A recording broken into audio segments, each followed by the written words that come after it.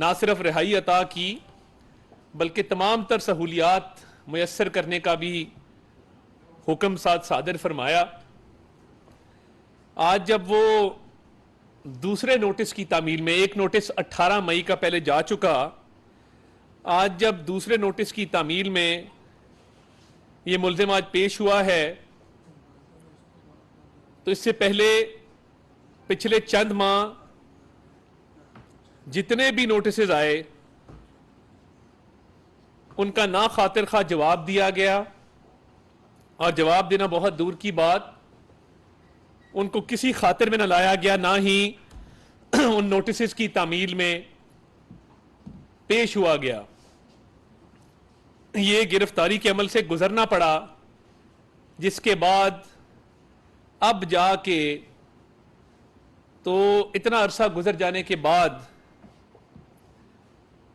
नैब में Al-Qadir trust 190 million pound case में आज इमरान अहमद न्याजी जो है वो पेश हुआ है। तासुर अभी तक जो आज की पेशी से मिलता है कि तहकीकात में ताउन नहीं किया जा रहा।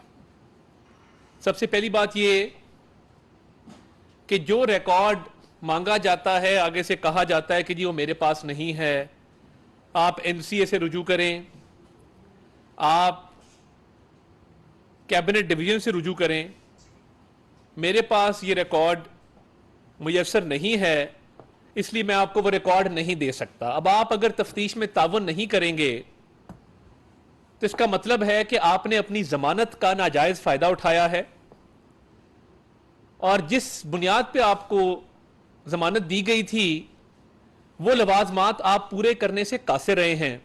ये याद रहे कि ये पाकिस्तान की तारीख का सबसे बड़ा स्कैंडल है। मैं आज अलकादिर ट्रस्ट और 190 मिलियन पाउंड की कहानी आपको फैक्ट्स एंड फिगर्स के साथ बताना चाहता हूं ताकि कोई अभाम ना रहे। बहुत सारे वर्जन इस स्टोरी के आ रहे हैं मार्केट में। जो वन हाइड पार्क एक अपार्टमेंट है लंदन में, जिसकी पेमेंट की मलिक रियाज साहब ने, और जब पेमेंट की गई तो वो पेमेंट एनसीए ने जब तहकीकात की तो पता लगा कि वो पेमेंट प्रोसीड्स ऑफ क्राइम में आती है, मनी लॉन्ड्रिंग में आती है। उन्होंने उनको जुर्माना डाला। जब उन्होंने जुर्माना डाला तो वो जुर्माना उन्होंने उनके बैंक अकाउंट फ्रीज किए उस प्रॉपर्टी टाइकून के, और वो जुर्माना तकरीबन 190 मिलियन पाउंड टोटल बनता है इस ट्रांजैक्शन का, वन हाइड पार्क का। अब हुकूमत पाकिस्तान का एक मुआहदा होता है बजरिया शहजाद अकबर कि ये क्योंकि पाकिस्तान से पैसा गया है, ये हुकूमत पाकिस्तान और पाकिस्तान के अवाम की मलकियत है, इस पैसे को वापस पाकिस्तान को किया जाए।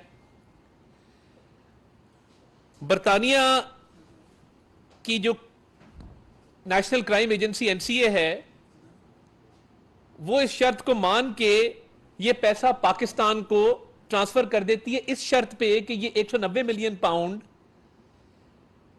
पाकिस्तान के सरकारी खजाने में जाएगा, पाकिस्तान के अकाउंट में जाएगा, पाकिस्तान के अवाम पर खर्च होगा। इस शर्त पर यह पैसा पाकिस्तान आता है। जब यह पाकिस्तान आता है, अब फ्रॉड कहां से शुरू हुआ? एक तो शहजाद अकबर को भेजा गया यह पैसा पाकिस्तान लाने के लिए, क्योंकि इसमें खुर्द बुर्द किया जानी थी, इसमें फ्रॉड किया जाना था। तो किया क्या? एक मुआहदा और हुआ जो बंद लिफाफे में काबीना के सामने पेश किया गया, जिसको कॉन्फिडेंशियलिटी एग्रीमेंट कहते हैं, राजदारी का एक मुआहदा है। अब वो कॉन्फिडेंशियलिटी एग्रीमेंट चाहिए तो यह था कि काबीना के तमाम मेंबर उसको पढ़ते, क्योंकि हुकूमत पाकिस्तान का मतलब वजीर आजम और तमाम वुज़रा हैं, काबीना है मुस्तफा इंपेक्स केस के बाद। वो खोला नहीं गया और इमरान न्याजी साहब ने जल्दबाजी में उजलत में कहा कि ठीक है मंजूर है, ये पास कर दें बस। फैसल वाडा साहब बोले, तारिक बशीर चीमा साहब बोले, कुछ वुज़रा ने वहां पर सवाल उठाए कि ये आप कैसे कर सकते हैं, हमें बताएं तो सही इस बंद लिफाफे में है क्या। अब पैसा तो जाना था, उस बंद लिफाफे में जो दस्तावेजात थे वो मैंने देखे हैं, वो तो जाना था हुकूमत पाकिस्तान के अकाउंट में, मगर किया क्या? इसी प्रॉपर्टी टाइकून का बैक वक्त एक केस चल रहा था सुप्रीम कोर्ट में 460 अरब रुपए का। अब ये समझने वाली बात है, सुप्रीम कोर्ट ने एक लायबिलिटी अकाउंट बनाया कि जो सुप्रीम कोर्ट ने सिंध गवर्नमेंट का पैसा या सिंध का पैसा है वो सुप्रीम कोर्ट के लायबिलिटी अकाउंट में जमा होगा।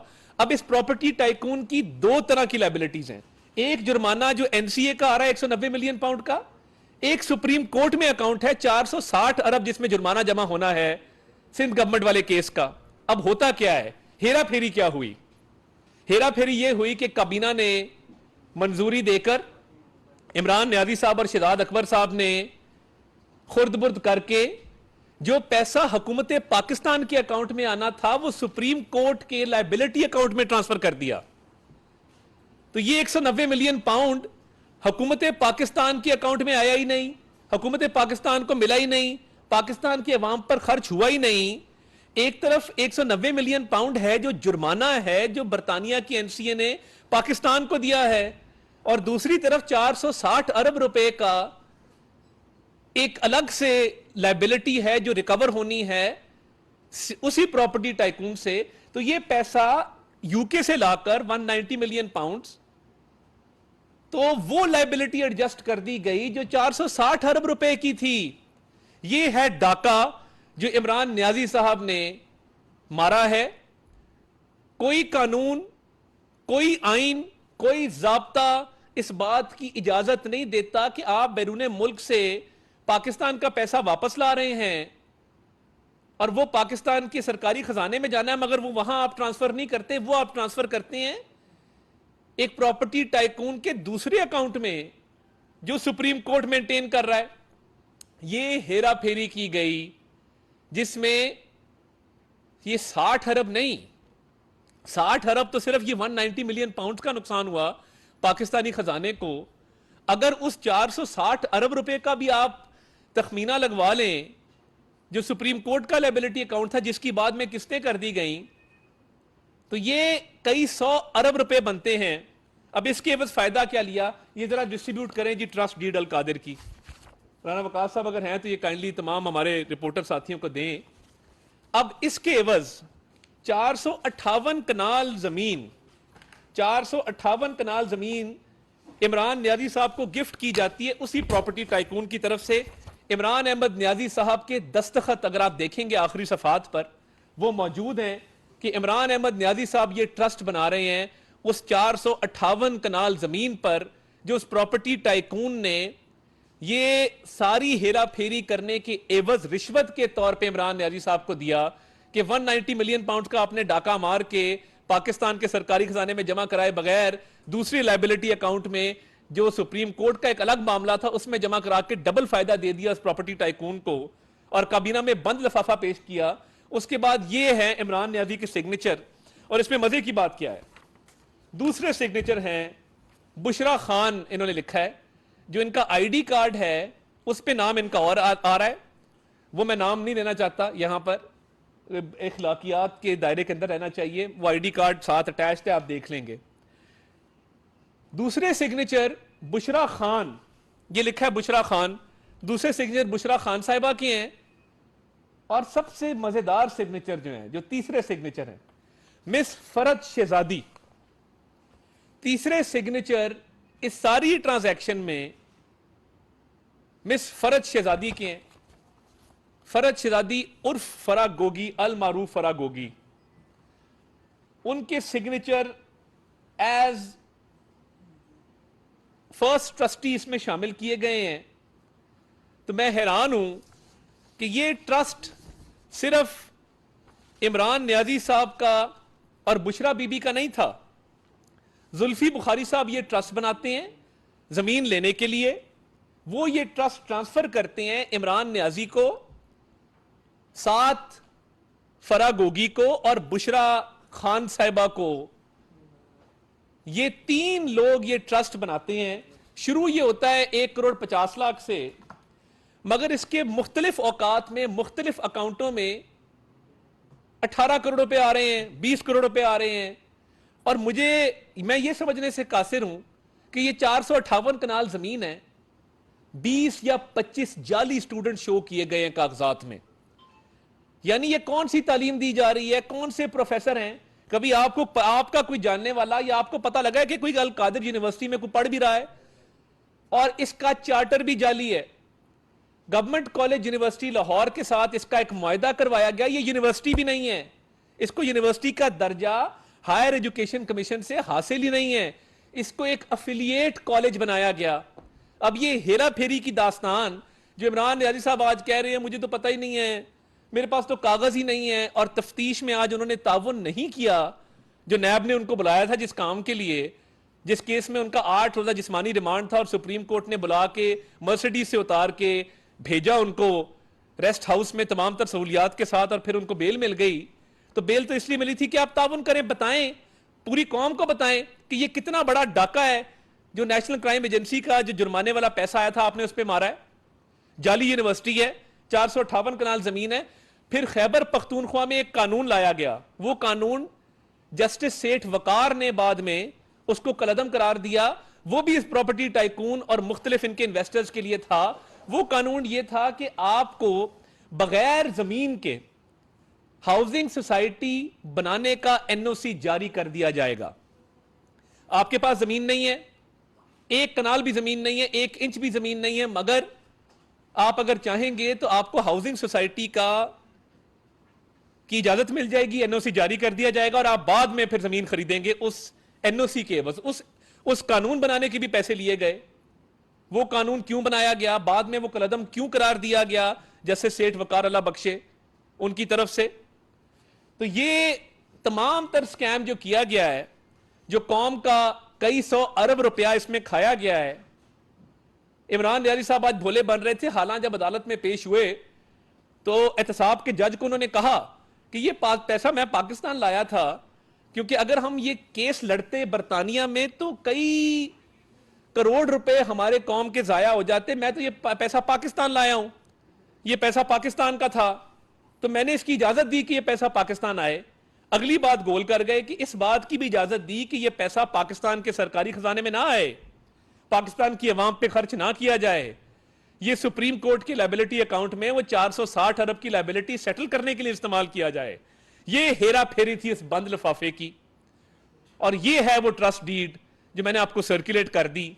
मजीद दस्तावेजात भी हम हासिल कर रहे हैं, और इसके अंदर बात बिल्कुल वाज़ेह है, पाकिस्तान की तारीख का सबसे बड़ा डाका है। सिटिंग प्राइम मिनिस्टर जिसका नाम इमरान नियाजी था, उसके राइट हैंड शहजाद अकबर ने एक नोट मूव किया काबीना के लिए। हालांकि ऐसे मामलात में जाब्ता यह है कि समरी मूव की जाती है, उस समरी की मंजूरी दी जाती है। यहां पे सिंपल एक नोट मूव किया जाता है शहजाद अकबर की तरफ से, और उसको सीगा राज में रखा जाता है, और शहजाद अकबर ये सारी कहानी बनाता है। इमरान नियाजी इसकी मंजूरी देते हैं, और ये बदकिस्मती है कि हमारे जुडिशल सिस्टम को चीट करके, हमारे तफ्तीशी इदारों को चीट करके इमरान नियाजी आज जेल से बाहर बैठा है, और वो आजाद फिजाओं में सांस ले रहा है, इतना बड़ा डाका मारने के बावजूद। तो फिर जेलें खोल दें, तमाम मुजरिमों को बाहर निकाल दें।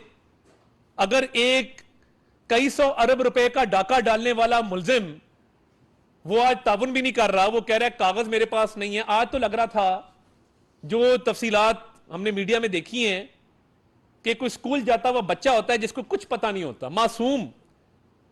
तो ये जो कौम को बगावत पे उकसाते हैं और कौम को गलत राह पे लगाते हैं, और ये मुट्ठी भर टोलियों में जो कौमी सलामती पे हमले करते हैं, कौमी सलामती के इदारों पे हमले करते हैं, वो इसलिए था कि ये 190 मिलियन पाउंड और जो 460 अरब रुपया सुप्रीम कोर्ट की लायबिलिटी उस पर पर्दा डालने के लिए इस केस में गिरफ्तारी की वजह से कैप्टन कर्नल शेर खान के मुजस्मे की बेहुरमती की गई।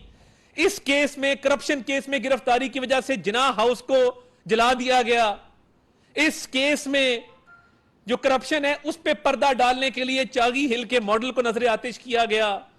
इस केस में कई 100 अरब की करप्शन पे पर्दा डालने के लिए जीएचक्यू के गेट तक जाके हमला किया गया।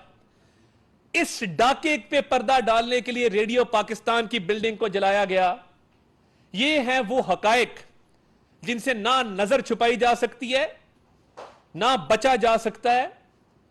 देर सवेर इसका हिसाब हर हाल में देना होगा कि ये कई 100 अरब रुपए का डाका जब मारा, बेदर्दी से मारा, इस मुल्क के और कौम के, गरीब कौम के पैसे को लूटा, और आज कौमी सलामती के इदारों पर हमला करके रोज बाहर मगरबी की दुनिया को अपीलें कर रहे हैं। आज भी इनका ट्विटर अकाउंट कह रहा था इंपोर्टेड हुकूमत ने जाली केस बनाए। तो फिर आप इंपोर्टेड हुकूमत है तो फिर बाहर क्यों हाथ जोड़ रहे हैं अमेरिकी कांग्रेस वुमन के आगे? उसके तरले मिन्नत क्यों कर रहे हैं? उनसे मदद क्यों मांग रहे हैं कि इंसानी हकूक की खिलाफ वर्जियां हो रही हैं? यानी जिस पर आप इल्जाम धरते हैं कि आपकी हुकूमत का खात्मा जिन्होंने किया, आज उन्हीं से मदद मांग रहे हैं। क्या हम कोई गुलाम है? हां, तुम गुलाम हो। तुम गुलाम भी हो, तुम चोर भी हो, तुम डाकू भी हो, तुमने डाका भी मारा है और तुम्हें जवाबदेह होना पड़ेगा। कौम को इसका जवाब देना पड़ेगा और इसमें इंशाअल्लाह ताला इमरान नियाजी को सजा होगी और यह सजा से बच नहीं सकता। इतने इररिफ्यूटेबल डॉक्यूमेंट्स और हमारे पास सबूत आ गए हैं कि इससे बचना नामुमकिन होगा।